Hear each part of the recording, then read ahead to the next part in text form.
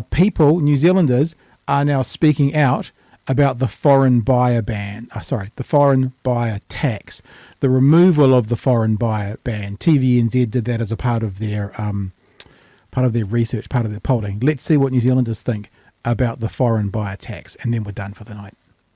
Christopher Luxon hoped allowing foreign buyers back would go down a treat.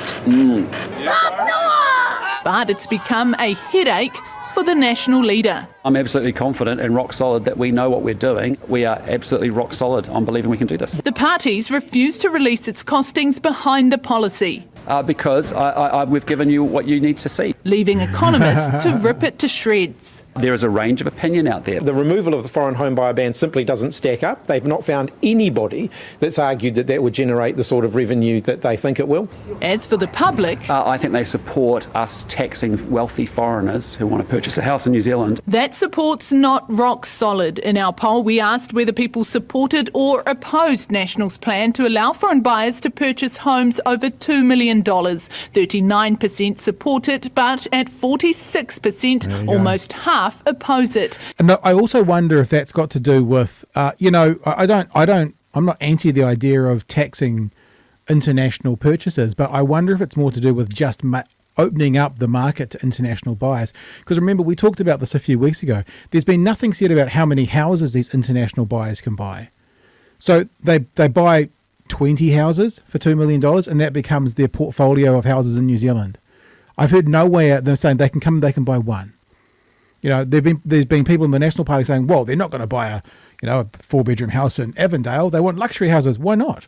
If a foreign buyer can come here and buy 20 houses in Avondale and West Auckland and in Wellington and Central Dunedin and then have a portfolio of houses as rentals, why wouldn't they do that?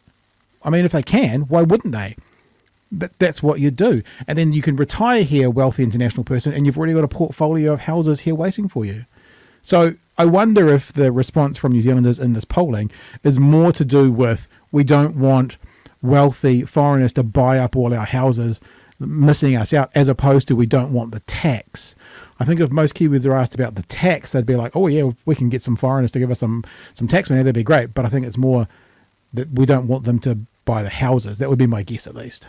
The rest didn't know. I'm a little bit concerned about some of the effects that might have. With Queenstown's... Remember, wealthy homes, wealthy buyers, flash buyers. What's the average house price in Queenstown? They're going to reveal it here, but it's $1.7 million. That means an average house in Dunedin is, $2 million, give or take. So therefore, did I say Dunedin? Queenstown. An average house in Queenstown is $1.7 million. That means a foreign buyer can go and get the average house in Queenstown and set up. Don't have to buy the wealthy one, they can buy the average house. House prices up 10% again on last year. He says the housing market is tight and National's policy could make it worse. We've put a threshold in place as to make sure it doesn't impact New Zealanders. Our average house price in Queenstown's 1.7. So at 2 million, I think she's probably a little bit too close. The 3 million ceiling will probably be a little bit better. One News is expecting another bombshell to hit. So I think wherever you live, right?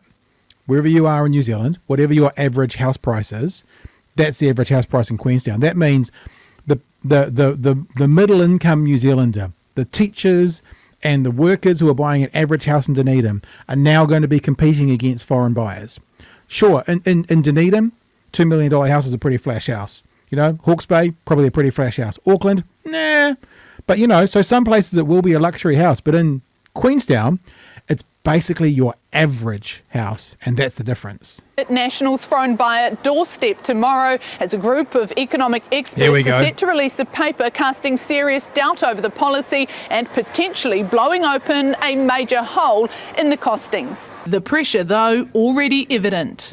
Taxing foreign buyers on luxury properties, wealthy New Zealanders and wealthy overseas foreigners wanting to buy a luxury property in New Zealand. The National Party's plans simply don't stack up. They can't make their foreign home buyer tax stack up. National left warming up to bat away criticism tomorrow. Mikey Sherman, One News. This foreign buyers tax issue is hanging around. How worried is National about it? Really? National says it's not worried because it thinks that the prize of having a tax cut outweighs the scepticism around this foreign... Remember, the prize of having a tax cut If you are on the minimum wage, now you will get $660 a week, not $650, give or take, in your hand. $10 a week. So the prize of getting a tax cut for a minimum wage earner of $10 a week is going to waylay your fears of not being able to buy a house because all the $2 million houses have been bought by foreigners, which means all the Kiwis who wanted to buy $2 million houses are now buying the $1.5 million houses, which means all those Kiwis who are trying to buy the $1.5 million house are now buying the $1 million houses, which means all those people who are trying to buy the $1 million houses are staying in their $700,000 houses, which means there's no new houses for new home buyers. But look at us. Look me in the eye. Minimum wage earners, you get $10 a week. I mean, that's 3/4 of a block of cheese, even if you can't buy a house anymore. Buyers issue. So they think that it outweighs it. You can see in those numbers it's not hugely popular, but they think that it's worth it. One of the things for National, though, is that for the last 2 weeks there have been these questions, these concerns raised around its big flagship tax cut policy, and that's not ideal for them. This poll today was the first of weekly polls that we'll have in the lead up to the election, so we'll see how things move and shift around over the next 5 weeks.